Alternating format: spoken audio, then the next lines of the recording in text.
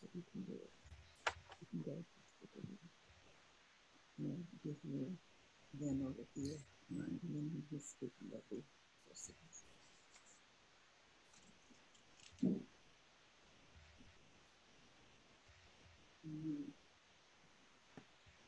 Richard, you're good to start. Okay. Greetings, everybody. Welcome to this virtual event sponsored by Square Books. We're here today with Larry Wells, author of his new memoir, In Faulkner's Shadow, and he will be in conversation with Bill Dunlap, and I'll introduce them in a second while y'all are getting comfortable and people are still arriving. A couple of quick announcements about upcoming events. For one thing, we got several Square Books Junior events. So if you know some young people, you might go to the website and check those out. We've got 3 coming up within the next week or so. The next event for our main store will be on October the 6th with Pete Beattie. This is a first novel called Cuyahoga. This is one of the most anticipated books of this fall, and it's his first novel. It's set in 1837. It's described as a screwball origin myth for the Rust Belt. He will be in conversation with Kathy Belden, his editor, and Kathy's one of the greatest editors in American publishing. She did Jesmond Ward's first 2 books. So that's October the 6th. And today, where are my notes? Well, I'm missing something. Okay, that's it. Okay, today, as I say, Larry Wells is here. He was instrumental in the formation of the Yoknapatawpha Press. Notably did the Cofield collection. He talks about that. That has a kind of an exciting chapter in this new book. Is the author of a couple of novels, Rommel and the Rebel and Let the Band Play Dixie. He married Dean Faulkner when he was here at the University of Mississippi. He came here in 1970 to work on his PhD, and they met at that time.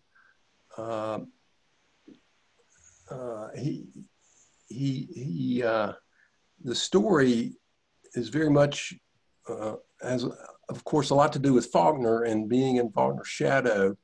And Larry does such an interesting job with that. And you get so much information about the family background of Faulkner and the shadow that it cast, not just on Dean and him, but all sort of all over the place. But also you get a look, the way that Larry writes this book, you get a look back at the person who's casting that shadow at Faulkner. There's a lot of great Faulkner information in here, and I think scholars and Faulkner fans are going to love this. At one point in the book, Larry, you point out how Barry Hannah said that writing should be a journey into worthy perception, and that's something that you accomplished very well in this book. Thanks. Thank you. You're welcome. And he'll be in conversation with native Mississippian Bill Dunlap. Many of you know Bill. He's an artist and a writer. His work has been exhibited at the Metropolitan Museum of Art and the National Gallery. He's had numerous awards from foundations, including Rockefeller and Warhol, as well as Mississippi Institute of Arts and Letters and Governor's Awards. So welcome both of you guys. I'm gonna leave now. Before I do, those of you who are watching are welcome or encouraged to ask questions. You can do that with the chat mechanism, and later on during the conversation, I'll reappear and ask some of those questions. Gentlemen, I'll leave it to you. Larry, how you doing, man? Thank you, Richard. Yes, sir. Larry, congratulations on this extraordinary book. Thank you, sir. I've got so much to talk to you about. I may be your perfect reader because I was peripheral to so many of these things, and you and I have known each other since the early 70s. And You were there. I'd like to say a word or two about your publisher, the University Press of Mississippi. To my mind, the state of Mississippi never looks better than when you pick up a title that comes from the University Press of Mississippi. Absolutely. This is the 50th anniversary of University Press. Began in 1970. Same year I came to Ole Miss. Yeah, that's right. They've been doing it for a long, long time. Well, you know, I'm wondering, I know that you thank profusely in this book, the introduction, your editors, but you're a pretty damn good editor yourself. And I know how hard it can be to kill your darling sometime, but who worked with you on this book? Who do you give a lot of credit to? Well, I'm going to start with Kathy Pelletier of Maine. She's a novelist. She put off writing her 12th novel to proofread and give me suggestions. I was trying to cut. I had another 150 pages of this book, and I knew that some of it was digressions, and I just needed a new perspective, you know, fresh perspective. And she was a big help. I appreciated the stories that I got from people. The wonderful reflection by Jim Dees about when Larry Brown came in to our kitchen when we had Jim Harrison here, and he literally knelt at Jim Harrison's feet and began to quote his favorite passage from Cormac McCarthy. And that was a wonderful night, and many other quotes like that. So I had people who would contribute their stories was big. And then at the very end, when I had the manuscript ready to proof, Kathleen Wickham was my proofreader. Well, all that works. I mean, this is a memoir, to be sure, but there's not a self-serving note in there. It's the damnedest thing I've ever seen. You're such a gifted writer, and it's so lyrical. And it's all about your friends and the people you know and the people we know and the place. Oxford is a lot more than a little Peyton place. I can assure you. You make it come alive on these pages. Yeah, Oxford is more than a setting. It's really the story of Oxford and how Oxford grew out from under Faulkner's shadow. I mean, Oxford had to exist without Faulkner. What were they going to do? And along comes Willie Morris, and then Barry Hannah, and then Richard Ford and John Grisham. The writers begin to write and flourish in Faulkner's shadow.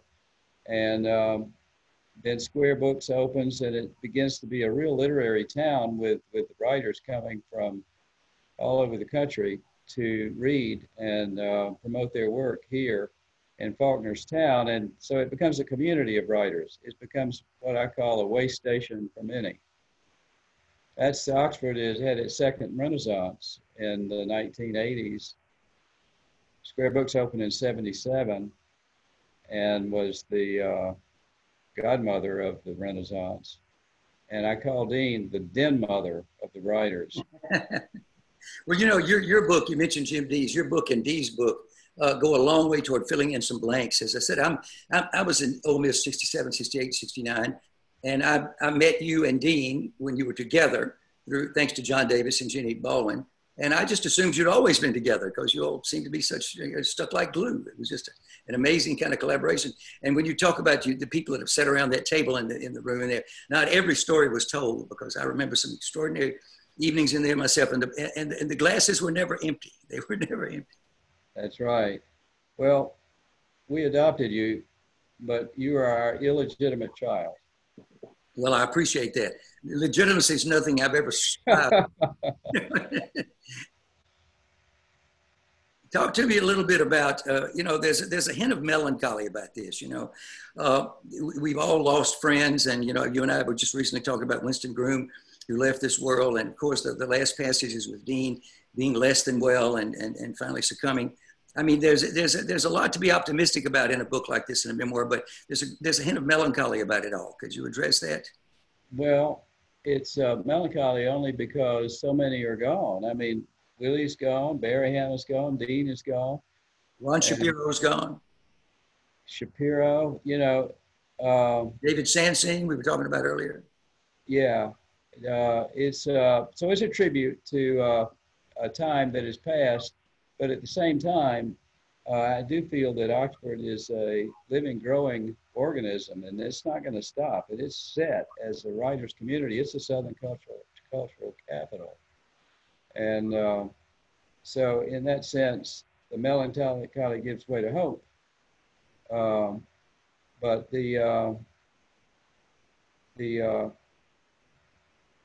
my book starts with my coming to graduate school, and Dean and I met the first day of classes in 1970, and we had a little chat, and we were standing in Bondurant Hall with the students flowing around us as classes were changing, and she said, "What's the participle?" The first word she ever said to me. And I said, "Let me guess, one of your students asked you that." She said, "Yeah." I said, "What did you do?" And she said, "I couldn't remember, so I dismissed the class and ran." And I said, "No, don't do that. Don't let them think they've got the best of you." She said, "What should I do?" And I said, "Well, the next class period, just go back in there and tell the kid that's going to be his assignment for the next class. Give him put him on the spot." So we hit it off, and I found out 2 weeks after Dean died, I got a email from her friend Sandra Baker, who grew up next door to Roanoke, and she said, "I've always meant to tell you this, but I didn't think of it until now. Dean called me the day that she met you, and she said, I've just met the man that I want to spend the rest of my life with." And Dean never told me that. She forgot about it probably. But I would have loved to have known that, because immediately I had to extrapolate what that meant. What did it mean that she, at first sight, decided she wanted to spend the rest of her life with me? And she told me several times I reminded her of Pappy, her uncle, William Faulkner. And I don't know how that could be, other than I tend to be a little soft-spoken sometimes, and maybe I was when I first met her because she's soft-spoken, right? Maybe it was something in my posture, or I don't know what it was. It certainly wasn't about writing. I'm not a genius, and I can't even walk in Faulkner's shadow, much less claim to have any connection. But something was there. And then the fact that when we were trying to decide whether to get married a year and a half later, one night I woke up at 3 o'clock. This is a story in the book. Everybody here has heard it probably. And I saw Faulkner's face at my window. Well, why would Faulkner decide to appear to me? I mean, now, I wasn't hallucinating it. What was happening was there was a tree outside my window, and there was a street lamp that cast a shadow on the window. And ordinarily, it was just leaves. But not that night. Dean and I were trying to decide whether to get married. We couldn't make up our minds. We were at a crucial, pivotal point in our lives. And Faulkner appears to me at my window, clear as a photograph. Now that I look back, I think it was one of Cofield's photographs. Anyway, we meet at graduate school on the campus the next day, and I said, I think Pappy paid me a visit last night. And she immediately said, was it at 3 o'clock? Because at 3 o'clock, she woke up and smelled his pipe smoke. I'm across town. I'm seeing his face at the window. She's smelling his pipe smoke. He's in two places at once. She got up and walked down the hall thinking that it came from the dining room, where, as you know, he slept on a cot for 10 days after her father was killed in a plane crash, and he came to his mother's house here and took care of her mother, Louise, helped Miss Maud, her grandmother, take care of Louise. And, he smoked his pipe in the room for 10 days. Who knows, it could have gotten saturated in the wallpaper. We've still got the same wallpaper here from 1935. when her father was killed, and Dean's mother was pregnant with her, of course. So I'm just saying there are other factors, there are physical factors that could have led to her smelling that pipe smoke, but not at the same time I saw his face. No, I get it. I like the metaphysical part of this book that you. Well, there's a mysticism. There's a mysticism in the Faulkner family, and then a day later, we were trying to decide whether Faulkner his ghost had returned to bless us or warn us not to get married. We had to figure that out, right? We were at a crossroads, so we got down to Roanoke one night, and we were walking up the driveway. And all of a sudden, about 500,000 fireflies lit up all at the same time. Now, I had never seen them do that. I've seen them start. One flashes a signal, and by the way, they're mating signals. Yeah, that's right. But I've never seen them all come on at the same time, and they stayed on. I'm telling you, it was a glare. You could have read by it. And Dean looks up, and she says immediately, "Pappy." She's talking to him. She thinks he collected all the bugs, lightning bugs in Bailey's Woods. And so we decided that was the ultimate welcome to Roanoke. And it was not just any lightning bugs, it was Pappy's fireflies. So that's what happened to us, and there was a mysticism associated with it. And if she said to Sandra Baker that she wanted to spend the rest of her life with me the minute she saw me. I mean, and then Faulkner's spirit comes, or what we thought was his spirit, what we chose to believe was his spirit, then it was meant to be. But you know that I read this book first on my iPhone, which was pleasant enough. But the real object is full of all kinds of photographs in here. You did a good job. You were a good-looking son of a gun back in the old day, Larry. I can understand that. You had a beard, your hair, you look good. He was suited. And Dean looked the same all of her life. Yeah, she did. She never really changed, She did. Those black eyes that you could, it just seemed to, you could look to the depth of her soul with those eyes. That's right. We met 3 of Faulkner's mistresses over the years, and every one of them did the same thing when they saw Dean and her dark eyes. Of course, William Faulkner had dark eyes. Yeah. They burst into tears. They're holding her hands, every one of them the same way, almost exactly the same. Jean Stein, Joan Williams, and Meta Carpenter. And I was there with them when that happened. And so Dean had reminded them of William Faulkner. She reminded them of her uncle. She looked very much like him. And she had that same soft-spoken authority. Dean had a tremendous self-confidence. Most of us in graduate school were in our 30s, and we were still feeling our way towards adulthood, so to speak.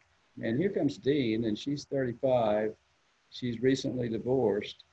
And the confidence that she exuded, the sense of assurance that she had as a human being was really impressive.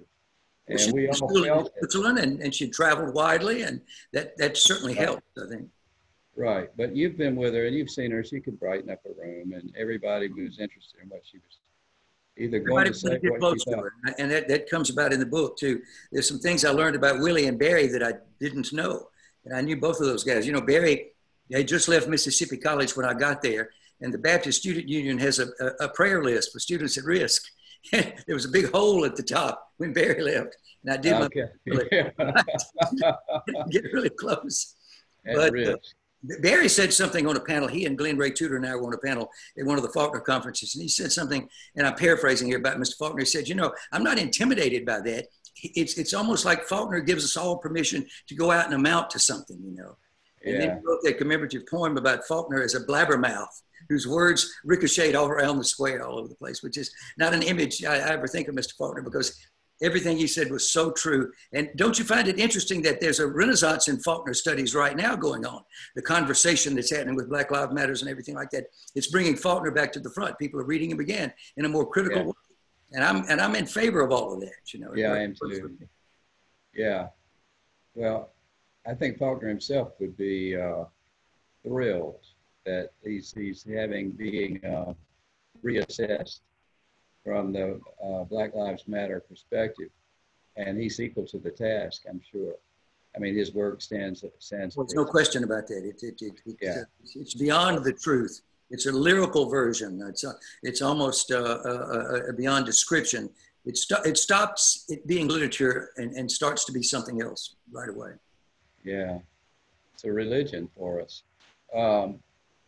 Speaking of Hannah and Faulkner, one time we were talking about Faulkner, and I said, I bet your favorite book is As I Lay Dying. And he said, how did you know?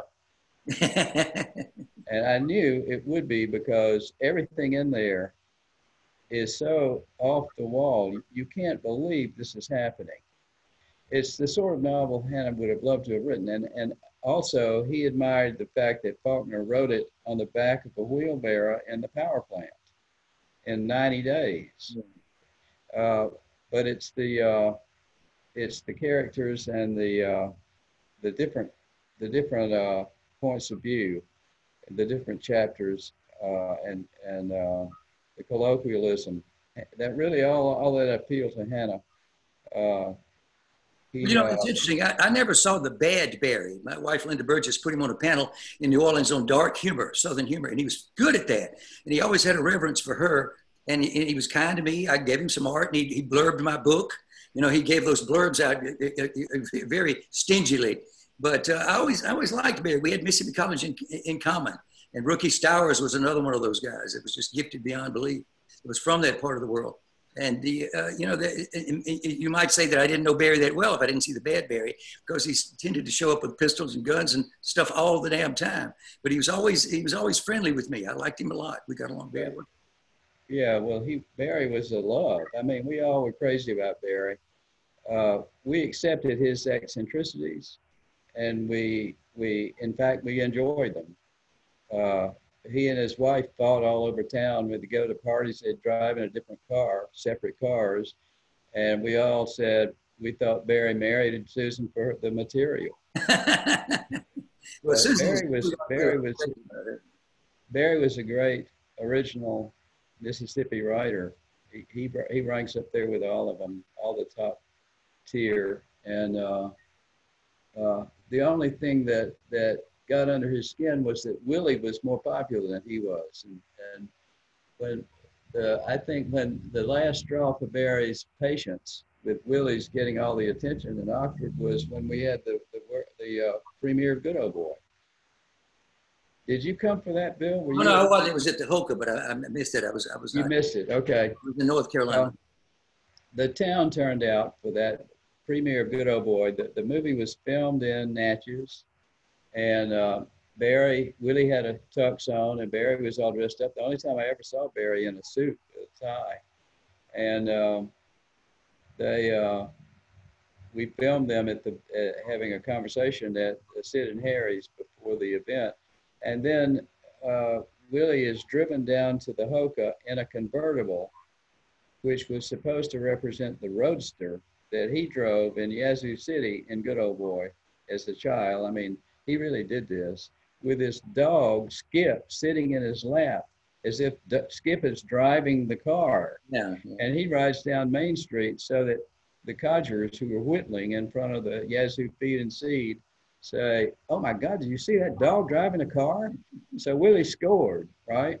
And so we have him driven down by Dean's son, my stepson, John Mallard, drives Willie and Billy Chadwick's Mercury convertible down to the Hoka, and about 300 people are standing out, including Richard and Lisa. And the applause, you could hear it all the way to the university. And Willie, that was a great night for Willie. He's smoking a cigarette with a rose in his lapel of his tuxedo.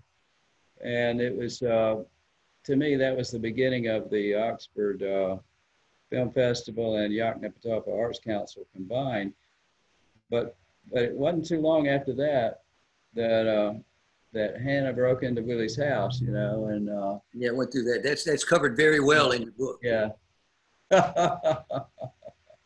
We loved loved all that. Thank goodness. I hope that comes through. I hope my love for Willie and Barry and that whole I didn't realize there was that much rivalry because I just liked them both. You know, I was in Memphis. I closed out my teaching career at Memphis State, as you know, in 1979. I'm fond of saying I spent a decade in Memphis, one semester, and came down for that Georgia game when Willie came, and you basically got him this job down here. You and Dean basically, you know, talked to the university into hiring him as a writer in residence, something they had never done. And now it's hard to imagine Ole Miss without a writer in residence, or 2 or 3 or 4. Oh yeah, right. Well, it was a big deal when Willie came down. I mean, Ole Miss stood alone in the Southern University. Compared to the other universities, I think Ole Miss had Willie, and then within a year they had Barry, and they had both of them here. It was great. As you mentioned, and we're not just blowing smoke at our interlocutor here, but Square Books made all the difference. You've got the town, you've got the gown. Yeah. What was missing was a bookstore. Like absolutely. Place people together. John Grisham praises Square Books all the time when he talks about it. Oh, absolutely. You can't praise it enough. Square Books is Oxford. It's the center, really, up there on the square. What would we do without it? But now we can just get them on the street, so it makes something. One of my favorite book signings ever at Square Books was when Yoknapatawpha Press published the sequel to Good Old Boy, which we call Good Old Boy and the Witch of Yazoo. Yeah. Willie had a signing on the balcony. Richard let him sit out there, and people lined up. And Richard did a great thing. He hired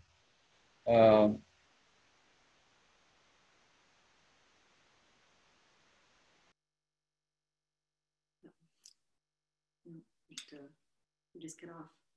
We froze.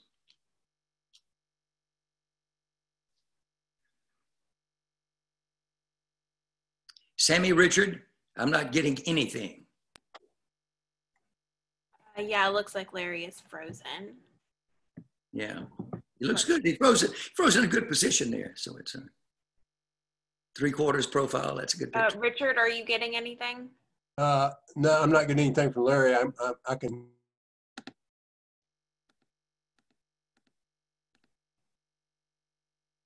I can hear y'all. Looks like we just lost him. Hey, y'all, please be patient for just a second while we wait for Larry to come back. I'm sure his internet connection. There's 1,200 people out there watching us, you know, so we.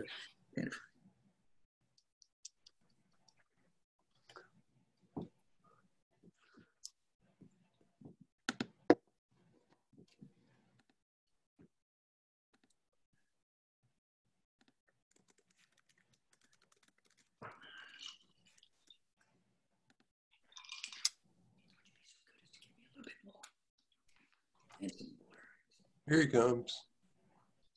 Larry, where you been?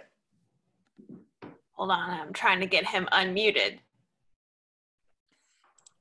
It's not making a very good face for us. Okay, can you hear me now? Yes. Yeah. Where'd you go, man? I didn't do it. I didn't touch it.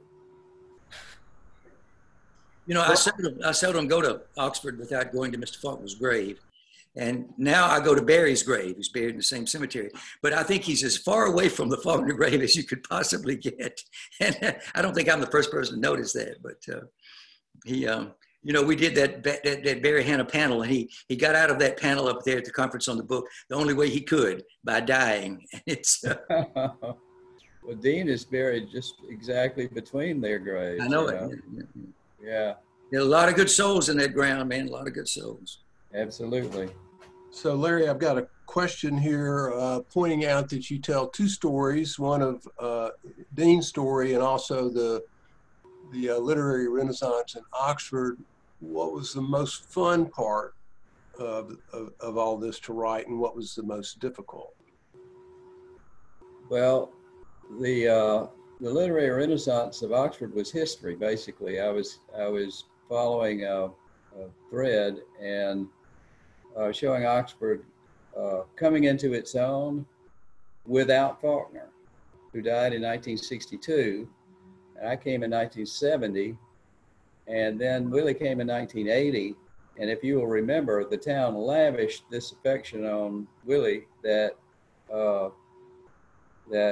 Faulkner had actually kept the town at arm's length because they had reviled him as Count No Count and the Corncob Man, and he wasn't going to forgive Oxford.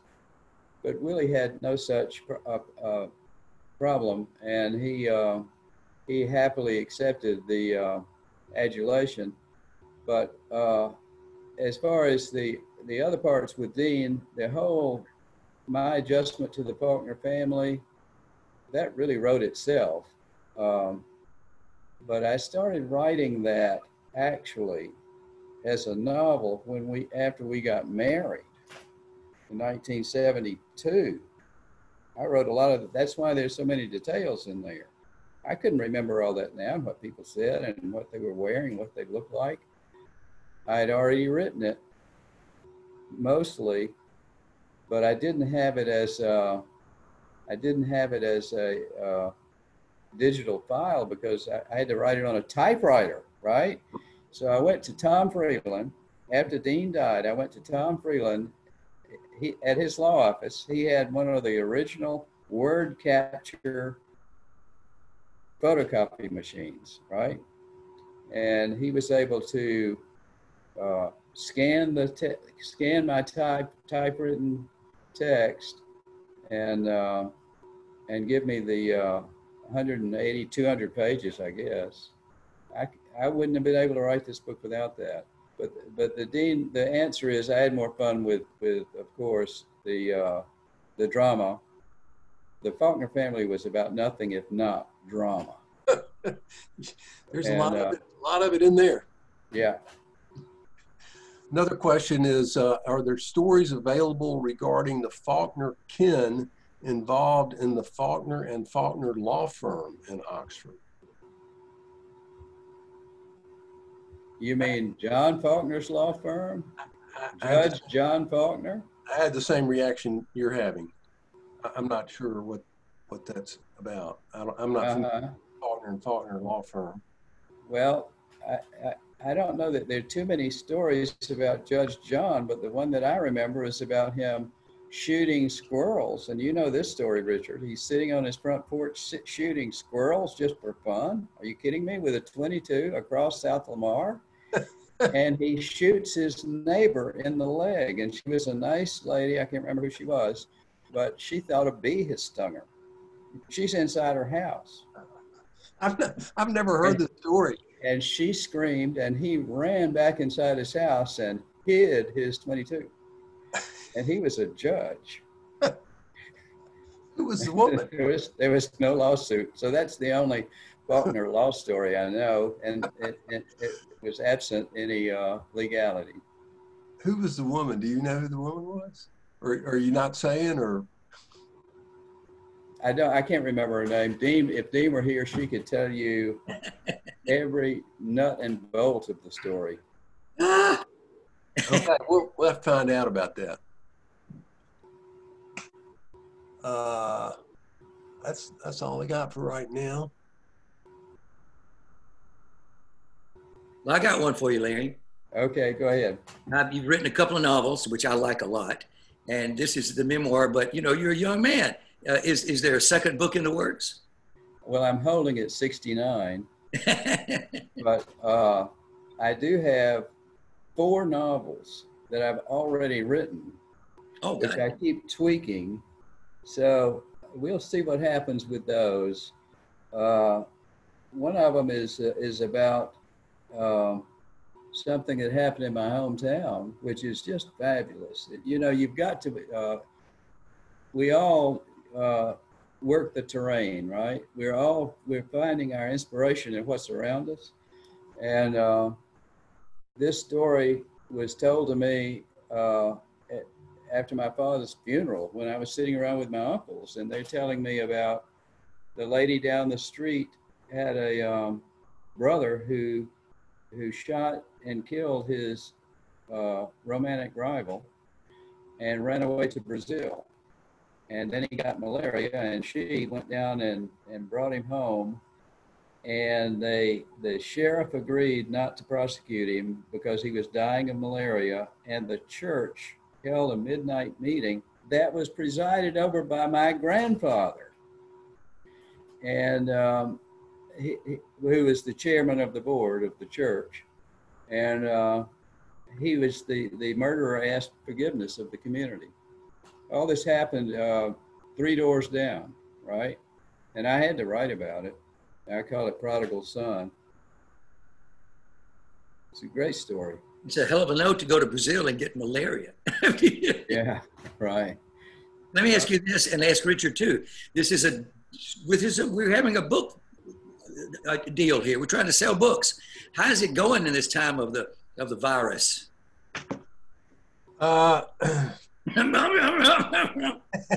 It's not so great, to be perfectly honest. I mean, we're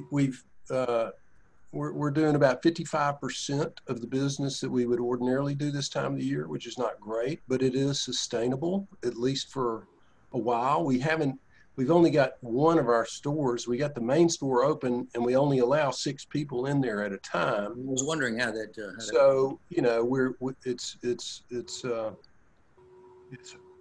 it's hard. You can't. There's just not. And a lot of people, of course, for good reason, don't want to come out and get around, move around, and be in public and so forth and so on. And we haven't opened Square Books Junior or Off Square Books because I keep waiting for the COVID rate in Lafayette County and Oxford to go down, and it won't do it. Oh. So we've kept those 2 stores closed, and very frustrating. But the books are still coming. The writers are still writing. Yeah. We're doing these virtual events like we are today, which is. We had 1,200 people to sign up for this one today, so surely everybody will buy a book. Good heavens. Well, I've got another question. Larry, anything you want to add to what I just said? Well, I think that your gift book program is a great solution for the decline, the COVID-caused decline, and we all need to be ordering books and giving out a gift certificate to our friends and family. I mean, it's pretty easy to do. That's right. I call on everybody to do that for Square Books. This is the time to do it, and let's just step up. Well, thank you, Larry. That's generous. There's a question here asking both Bill and Larry about other books about Oxford. If somebody wanted to learn more about Oxford, what other books would be good? The Town, the Mansion, and the Hamlet. There you go. Right. That's absolutely right. That's a good starting place. Another good place is of course the many biographies of Faulkner are just loaded with information. Yeah, that's true.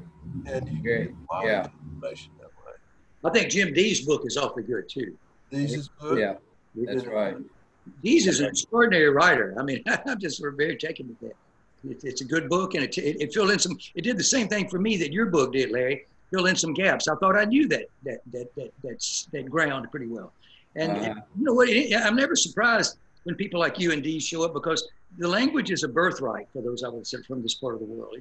The language just comes to us. You know, it's just, you shouldn't have to take any classes or any seminars. You know, you just write. You said, I didn't do that stuff. You know, tell the story. I'm going to put the Cofield collection in there as a Oxford source. Absolutely. That's a good one. Absolutely. You know, when I first came to Oxford in '67, Mr. Faulkner had been dead for 5 years. And I lived in the McCall house, which is right across the street from Colonel Cofield's studios. And we'd go down there and visit the Colonel from time to time. He wore those short sleeve shirts with a big black bow tie on it. And he was like a character out of a Faulkner. And he showed me the bottle of whiskey. It was a bottle of Old Crow, interestingly enough, that he and Mr. Faulkner had worked on together. And once Faulkner died, he said he put the cork in it and he never opened it again. And I wonder if Jack even knows that story. But we'd go in that studio and look around, and he had all those Faulkner photographs in there. And he was quite an interesting gentleman. I enjoyed Mr. Cofield a lot. The Colonel. Yeah, I did too. I was in there, and so his scrapbook, his scrapbook. When we published the Cofield collection, we had Jack Cofield photograph their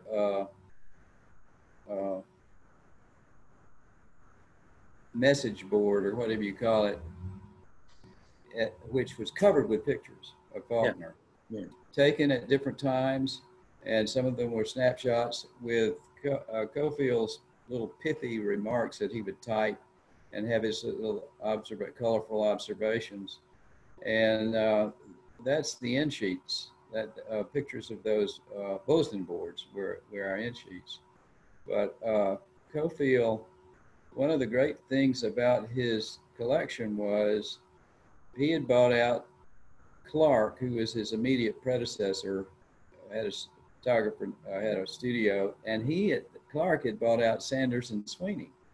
And Sanders and Sweeney were the original documentarians of Yoknapatawpha County. That's the way I see them. Yeah. Because when I saw those 5x7 negatives and the prints you could get from those and the detail that they had, it was incredible.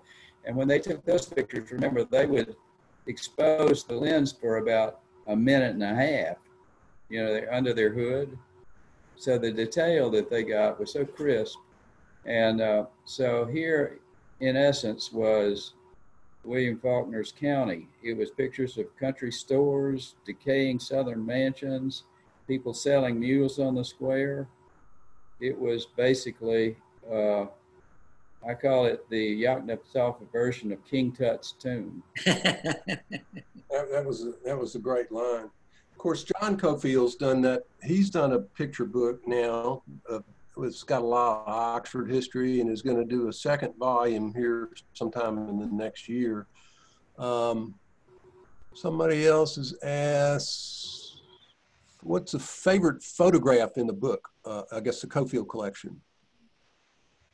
In the Cofield collection? Yeah. Well, I guess I would have to say no, I'm sorry. Hold on, Larry. I think they're talking about your book. What is your favorite photograph in the book? Oh. It's the one that Murray Riss, who is a photographer in Memphis, took of Dean and me standing in front of Roanoke. And I think he had been assigned to take photographs there by maybe the Boston Globe. I can't remember which newspaper needed photos, and they hired a local photographer. And he just said, we were walking down the drive, and he said, wait, and he posed us right there standing in front of the house, and Dean leans over in a very natural way and leans against the tree. Wow. It's like she was touching her past, right? Wow. That's the driveway she learned to drive a car in. She said, one time we were walking down the driveway, and she said, look, there's a dent. I made that dent in that cedar with Pappy's car. And I said, I hope he was forgiving. Of course, he was totally forgiving and totally patient with Dean. And he got as much back from those girls of Roanoke as they got from him, though. Let me put that in.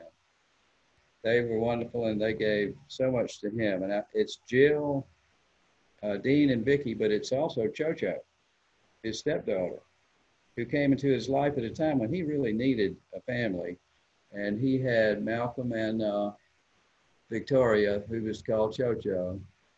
And that really anchored him to Oxford. And he had a family to, you can't just buy Roanoke and have it sitting there. You've got to put a family in there and fill it up. Right. And since we've got a couple of minutes to spare here, let me tell this story. It's in the book. My great introduction to Roanoke came when Cho-Cho and Vicky moved back to Oxford in 1971. Vicky's husband, Jim Black, had died, and they came to bury him. And Dean and I went to the airport, picked up Cho-Cho and Vicky, and brought them back to Roanoke. And that night, well, the first thing was Cho-Cho wanted two things. She wanted a chicken liver, fried chicken livers, and she wanted a fire built in the fireplace because Pappy always had a fire burning in there. Well, it was September and it was hot, and there was no air conditioning. There was one room was air conditioned upstairs. It was Estelle's bedroom, you know. So I went out and dutifully picked up every little branch and twig I could find. We didn't have any firewood, and I was able to start them a fire. And by the way, I have to mention, call me Mr. Digression. There was some only paper I could find was in the bathroom upstairs, and it was magazines that were in the bathroom, right? Reading material in the bathroom. So I tear out a couple of pages and go down and start the fire with that. later, Dr. James Webb, the chair of the English department, found out that I had disturbed an artifact in the house. And I said, don't worry, Dr. Webb, I used the Harper's Bazaar, and I didn't tear up the Field and Stream. Field and Stream, of course, still had Faulkner's name on it, William Faulkner. And the Harper's Bazaar said Estelle Faulkner. Anyway, I'm sorry, I didn't finish my story. So that was the moment when we're sitting around with drinks, and they start reciting. Dean started it. She said she began to recite a limerick, a bawdy limerick, right? And then Vicky joined in, and Chocho's laughing, and it was, I realized that was what they did when William Faulkner was there. Dean was literally taking them back in time and recreating that family moment of bawdy limericks. And I got a sense of what Roanoke was like as a family home before it became a museum. And you could even smell the remnants of food having been cooked in the house. When you came in, it was as still as a tomb in there. When we came in the house, it had been closed up, right? And nobody was staying there. Malcolm might have stayed there once or twice, but it was still the home that they knew, and they invested it with their memories. For me, I appreciated that. Well, thank you for bringing all that to life, bringing all that out of the shadows. It's a great read. I don't know.